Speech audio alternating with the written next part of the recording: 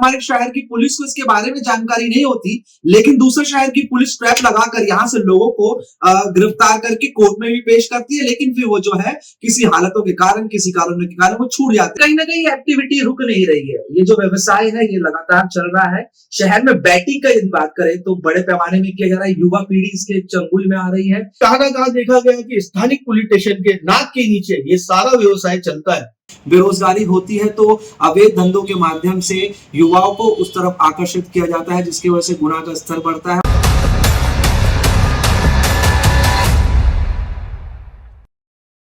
शहर में आप रोजाना सोशल मीडिया में खबरें सुनते होंगे कि किस तरीके से जो क्राइम एक्टिविटी है वो शहर में बढ़ चुकी है।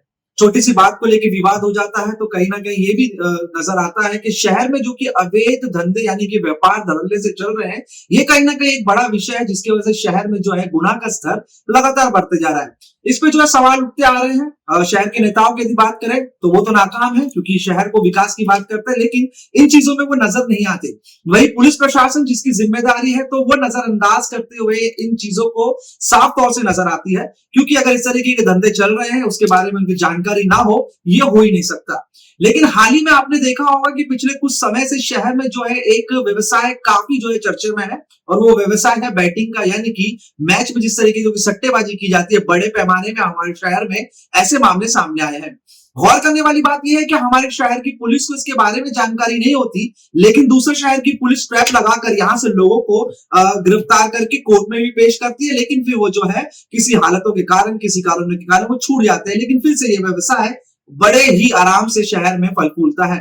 ऐसे में ही हाल ही में आपने देखा था कि थाने पुलिस के बाद धुलिया पुलिस ने एक बार फिर से कार्रवाई की उल्लासनगर शहर में, और कुछ 6 से 7 लोगों को अरेस्ट करके वो धुलिया रवाना हुई। उसके बाद उन्हें कोर्ट में जो है पेश किया गया। इस तरीके की जो है गतिविधियां लगातार हो रही है, लेकिन शहर की पुलिस जो है इसको पकड़ने में नाकाम नजर आ रही है। इसके बारे में आज हम चर्चा करेंगे, क्योंकि इन व्यवसाय को जो है अब अपने पत्र व्यवहार से या फिर अपनी टीम के माध्यम से जो है रोकने की या फिर अंकुश लगाने की कोशिश जो की जा रही है, वो शख्स हमारे साथ मौजूद है। पीयूष वाघेला जी हमारे साथ मौजूद है। जानते हैं कि इनका क्या कहना है इन सारे विषयों को लेकर, इस तरीके के व्यवसाय को लेकर। सबसे पहले यदि बात करें तो आपने जो है थोड़े समय पहले आप लोगों का भी जो है विवाद चल रहा था शहर में, जिस तरीके से ब्याज को लेकर, उस ब्याज के झगड़े को जो है एक नया रुख देखने को मिला, जब आपने जो है अवैध धंधे और अवैध तरीके से कार्य करने वाले लोगों के ऊपर जो है अंकुश लगाने की कोशिश की। लेकिन कहीं ना कहीं एक्टिविटी रुक नहीं रही है। ये जो व्यवसाय है ये लगातार चल रहा है। शहर में बैटिंग का यदि बात करें तो बड़े पैमाने में किया जा रहा है। युवा पीढ़ी इसके चंगुल में आ रही है। एप्लीकेशन के थ्रू जो है इस व्यवसाय को चलाया जा रहा है। तो आपका क्या कहना है इस विषय को लेकर, और इस पे किस तरीके से आपकी जो है कार्य की जा रही है? देखिए कुणाल जी, आपके न्यूज चैनल के माध्यम से आज जो आपने विषय किया है कि हमारा शहर उल्लासनगर ऐसे ही पूरे गल्फ कंट्री में, ऑल वर्ल्ड में फेमस है उद्योग और बिजनेस को लेकर, और आप देख रहे हो कुछ समय से देखा जा रहा है कि उल्लासनगर की युवा पीढ़ी किस तरह बर्बाद हो रही है। और उल्लासनगर में जितने भी सटोरिये हैं, जिसमें हम लोग ने बार बार पुलिस की मदद से कहीं भी रेड गिरा के आरोपियों को पकड़ाया है, और पकड़ाने की कोशिश हमारी जारी है। पुलिस का ऊपर लेवल में पूरा हमारे को सहयोग है, लेकिन कहां ना कहां देखा गया कि स्थानिक पुलिस स्टेशन के नाक के नीचे ये सारा व्यवसाय चलता है। तो क्या यहाँ की पुलिस उनको शरणागत दे रही है, ऐसा सवाल उठता है।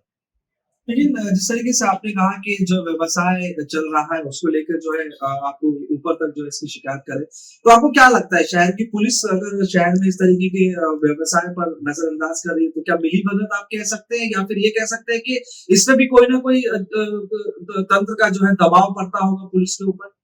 मुझे तो ऐसा लगता है कि कोई ना कोई बड़े व्यक्ति का इन लोगों को सपोर्ट है, क्योंकि पुलिस अपना काम करती है। कहां ना कहां पुलिस को दबाया भी जाता है, क्योंकि हमने थाना crime branch DCP Shivraj Patil ji से भी मिले हैं, पत्र व्यवहार किया है कि ऐसे लोगों को सलाखों के पीछे डालकर शहर से बाहर करना चाहिए कि दूसरा कोई ऐसा व्यक्ति जो उल्लासनगर के शहर की छवि बिगाड़ने की कोशिश करे और युवाओं को बर्बाद करने की कोशिश करे, ऐसा शहर में कोई भी व्यक्ति फन ना फैलाए, ऐसे फन को कुचल देना चाहिए। यही हम लोग ने पुलिस प्रशासन से बारंबार पत्र व्यवहार करके मांग की है। आखिरी में सबसे महत्वपूर्ण सवाल ये रहेगा, एक ही शख्स का जो इसमें नाम आता है, जिस तरीके से आपका विवाद भी उसमें रहा, फिर उसके बाद देखने को ये मिला कि लगातार उनके ऊपर गुना दाखिल हुए और फिर वो जो है तरीपार किए गए। हाल ही में धुलिया की जो पुलिस ने कुछ लोगों को अरेस्ट किया, उसी के साथ ही इसके पहले वाले यदि मामले की यदि बात करें, जब वो थाने पुलिस ने कार्रवाई की थी उस समय भी उनका ही नाम आ रहा था। तो आखिरकार ये लड़ाई कहाँ रुकेगी? ये जो व्यवसाय है कहाँ रुकेगा? क्यों पुलिस विभाग जो है सख्त से सख्त कार्रवाई करने में नाकाम नजर आती है? देखिए, ये जो नरेश अरोड़ा जो व्यक्ति है, जो सभी गुनाहों से जुड़ा हुआ है, जो हाल ही में तड़ीपार है और कई केसों में फरार है, पुलिस के हत्थे नहीं चढ़ रहा है, ये सभी कार्रवाइयों में कहां ना कहां मुख्य आरोपी नरेश अरोड़ा ही है।